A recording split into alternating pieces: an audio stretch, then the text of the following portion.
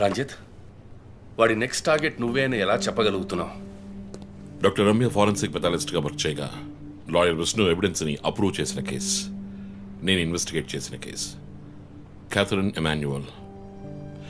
ఆ కేసు మన బ్రాంచ్కి మెయిన్గా అసైన్ అవ్వడానికి కారణం శివానంద్ కేసు వేసి పోరాటం చేయడమే. యా యా యా ఇమాన్యుయల్, అతని భార్య architect couple. Exactly sir. Yeah, బాగా డబ్బున్న వాళ్ళు. క్యాథరిన్ వాళ్ళ ఒక్కగానొక అమ్మాయి. సంతోషమైన కుటుంబం.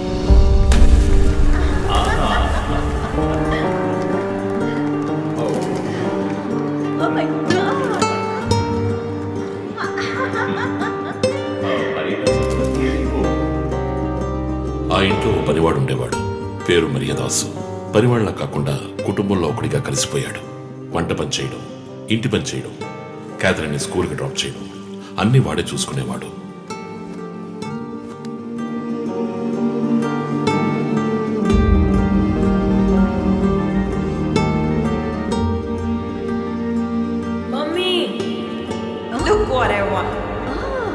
Good.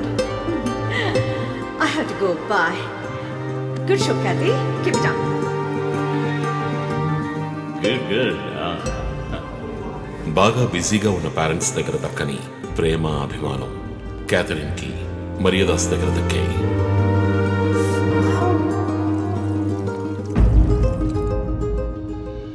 కానీ ఒక్క రాత్రిలో ఆ కుటుంబం చిన్నాభిన్నమైపోయింది. క్యాథరిన్ హత్యకు గురైంది. మరియదాసు పరారయ్యాడు. ఇంట్లో ఉన్న డబ్బు, నగలు దొంగిలించబడ్డాయి. పోలీసులు మరియదాసుని సస్పెక్ట్ గా డిక్లేర్ చేసి కేసు ఫైల్ చేశారు. వారం అయినప్పటికీ మరియదాస్ ఆచూకీ తెలియనందువల్ల విక్టిమ్ ని పూడ్చిపెట్టి కేసు క్లోజ్ చేశారు. 2 వారాలు అంతా సద్దుమణిగింది. కానీ ఈ కేసులో ఏదో మర్మం ఉంది, నిజమైన హంతకుడిని కనిపెట్టలేదు అని మీడియాలో వార్తలు ప్రసారం అయ్యాయి. ప్రజలు ధర్నాలు చేశారు. మరియదాసు కుటుంబం శివానందని మీట్ అయ్యి రిక్వెస్ట్ చేసినందువల్ల హైకోర్టులో ప్రజా ప్రయోజన వ్యాజ్యం వేసి కేసుని రీఓపెన్ చేయించారు. హైకోర్టు ఆర్డర్తో ఒక స్పెషల్ ఇన్వెస్టిగేషన్ టీం నా నాయకత్వంలో ఏర్పాటైంది. నేను క్యాథరిన్ బాడీని ఎగ్జ్యూమ్ చేసి రీపోస్ట్ మార్టంకి ఆర్డర్ చేశాను. కానీ కేసు సాల్వ్ చేయడానికి ముఖ్యమైన ఎవిడెన్స్ అయిన మర్డర్ వెపన్ మాకు దొరకలేదు. ఒకరోజు I got the break through. Hello how are you? Fine. తీసుకోండి. No thanks. Can I go? Yeah sure.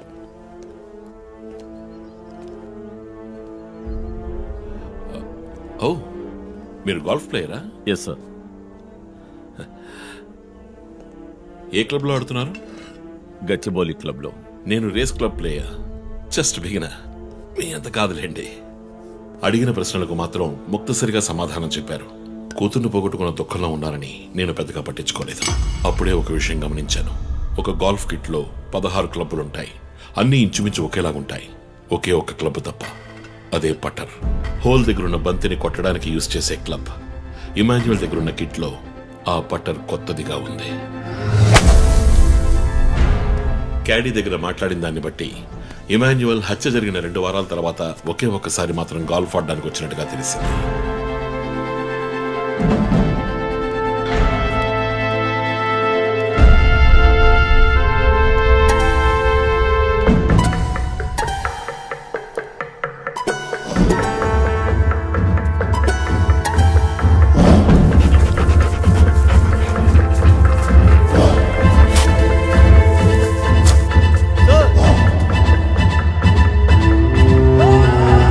అనుమానం వచ్చిన చోట తవ్వగా దొరికిన గోల్ఫ్ పట్టర్ మేక్, ఫింగర్ ప్రింట్స్ బట్టి చూస్తే అది ఇమాన్యుయల్ కి చెందిన మిస్సింగ్ పట్టర్ గా తేలింది. ఫోరెన్సిక్ ల్యాబ్ ఎగ్జామినేషన్ లో మేము వెతుకుతున్న మర్డర్ వెపన్ అదేనని నిర్ధారణ అయింది. డిఎన్ఏ రిపోర్ట్ లో 2 ముఖ్యమైన ఆధారాలు దొరికాయి. ఫస్ట్, క్రైమ్ స్పాట్ లో క్యాథరిన్ మాత్రమే కాదు, మరియదాసు రక్తం కూడా ఉంది. సెకండ్లీ, దొరికిన గోల్ఫ్ పట్టర్ మీద ఉన్న బ్లడ్ ట్రేసెస్ మరియదాసువి. సో మరియదాసు మిస్ కాలేదు, మర్డర్ చేయబడ్డాడని కనిపెట్టాను. పెథాలజీ రిపోర్ట్ ప్రకారం ఆ అమ్మాయి చనిపోవడానికి ముందు సెక్స్ లో పాల్గొన్నట్టుగా కన్ఫర్మ్ అయింది. స్పర్మ్ డిపాజిట్ లో ఉన్న డిఎన్ఏ మరియదాసు డిఎన్ఏతో మ్యాచ్ అయింది. కేసు సాల్వ్ చేసేసాం.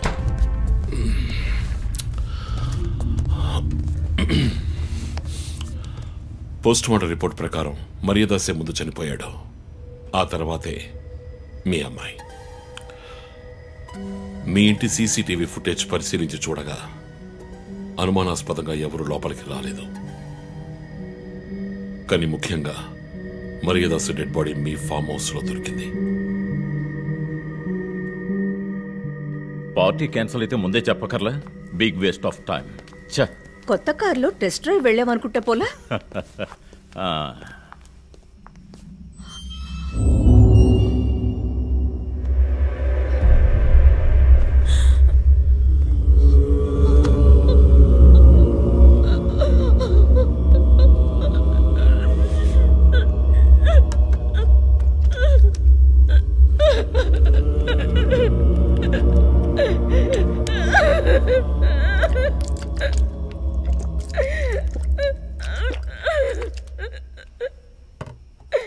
నన్ను క్షమించండి అమ్మా.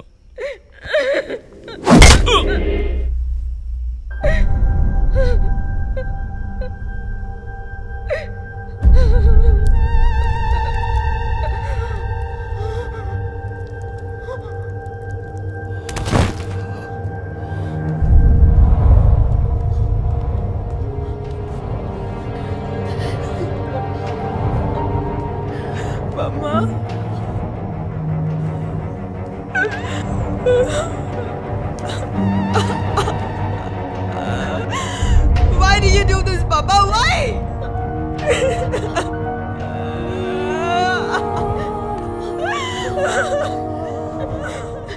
నీకేం తక్కువ చేసాం కదా?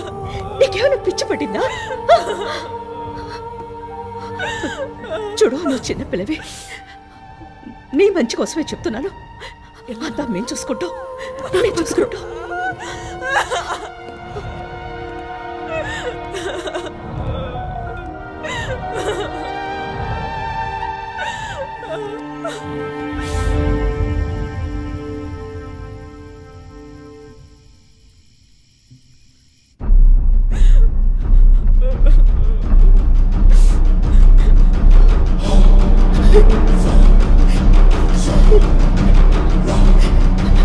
I'm gonna call the police.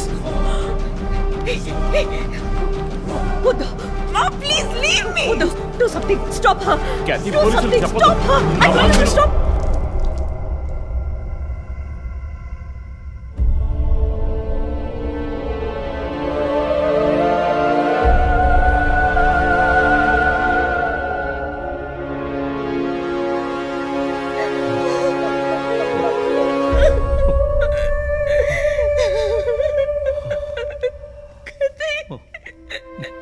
Emmanuel సొసైటీలో చాలా గొప్ప వ్యక్తి, హైలీ ఇన్ఫ్లుయెన్షియల్. ఆ హత్యని కవరప్ చేసి క్రైమ్ సీన్ క్లీన్ చేసేశారు. డబ్బు నగలు దొంగలించబడి క్యాథరిన్ హత్య చేయబడిందని కేసు క్లోజ్ చేసేశారు. నేను ఇన్వెస్టిగేట్ చేసిన తర్వాతే నిజాలు బయటపడ్డాయి. సార్, ఒక తండ్రిగా నా పరిస్థితి ఆలోచించండి సార్. 16 ఏళ్లు నిండని పిల్ల సార్. ఇంట్లో ఉన్న పని వాడితో కోపంలో ఆ పని చేశాను సార్. మరియదాసు రేప్ చేసి చంపేశాడు. ఆ కోపంలో నేను వాడిని కొట్టి చంపేశాను. అలా మీరు రిపోర్ట్ మార్చి రాయండి సార్. ఆల్రెడీ నా కూతురు గురించి ఏమేమి రాస్తున్నారో తెలుసా మీకు? టీవీ ఆన్ చేయడానికి భయపడుతున్నాం. రోజు మీడియాలో నా కూతుర్ని చూపించి రేప్ చేసినట్టు ఎలాంటి ఎవిడెన్స్ లేదు. వాళ్ళిద్దరూ ఇష్టపడే అలా నడుచుకున్నారు. అటాప్సీ రిపోర్ట్ క్లియర్గా చెప్తోంది. మీరిద్దరూ కలిసి ఎవిడెన్స్ని సప్రెస్ చేశారు. డాక్టర్ రమణతో కూడా దీని గురించి మాట్లాడాను. ఆవిడ కలెక్ట్ చేసిన డిఎన్ఏ ఎవిడెన్స్ చాలు మిమ్మల్ని కన్విట్ చేయడానికి. నేను డిఎన్ఏ రిపోర్ట్ మార్చి రాయిస్తాను. నాకు కనెక్షన్స్ ఉన్నాయి. అది నాకు వదిలిపెట్టండి. ఆ శాంపుల్ని బట్టి రిపోర్ట్ మార్చి రాయండి. మీకు ఎంత డబ్బు కావాలన్నా ఇస్తాను. ఇండియాలో, విదేశాల్లో. జస్ట్ అకౌంట్ నెంబర్ చెప్పండి. సార్, మేమిద్దరం సిటీలో లీడింగ్ ఆర్కిటెక్ట్స్. మా రెప్యుటేషన్ ఏం కావాలి? అవమానం sir. We have done right. Yeah, we are done. You have to face the consequences. నా దగ్గరే దాచిపెట్టారు సార్. చెప్పకూడని విషయాలన్నీ చెప్పి ఇలా ఇరుక్కున్నారే సార్.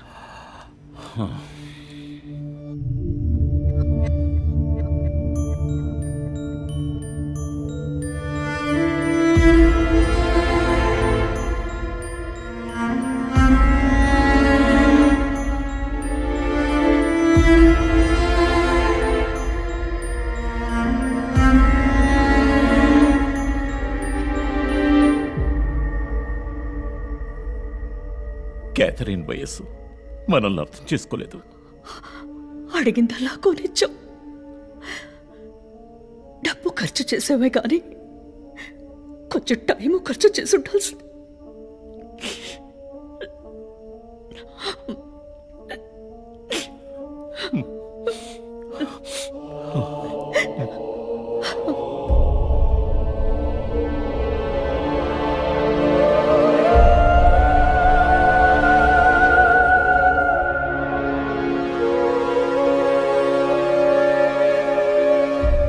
సో నీ థియరీ ఏంటి? శివానంద్, డాక్టర్ రమ్య, విష్ణు, ఆ తర్వాత నేను, మా నలుగురిని కనెక్ట్ చేసే కేసు ఇది. ఈ కేసు వల్ల బాధించబడ్డ ఎవరో ఒకరే సస్పెక్ట్. ఎవరు? ఆ కుటుంబంలో అందరూ చచ్చిపోయారు కదా. రిలేటివ్స్. వాళ్ళ చావు వల్ల బాధించబడ్డ ఎవరైనా ఒకళ్ళు. వాళ్ళు చచ్చిపోయి 3 ఏళ్ళు అయింది. ఇన్నాళ్ళు లేనిది ఇప్పుడు ఎందుకు జరుగుతోంది? I'm not convinced. Sir, investigation చేస్తేనే కదా sir. Ranjith, I'm sorry, I have to do this. ఇక నుంచి ఈ కేసు నేను తీసుకుంటున్నాను. మీరిద్దరూ నాకు రిపోర్ట్ చేయండి. Sir please sir. నువ్వు పర్సనల్ గా ఇన్వాల్వ్ అయ్యావు. నీ జడ్జ్మెంట్ సరిగ్గా ఉండదు. నీకు పార్కిన్సన్స్ ఉందని నా దగ్గర దాచడమే తప్పు. ఆ రోజు ఏమైనా అయి ఉంటే? సార్, నేను ఇన్వెస్టిగేషన్ లో ఉండి తీరాలి సార్. ఉంటావు, కానీ ఫీల్డ్ వర్క్ లో కాదు. Vandana, I'm ready to meet the press.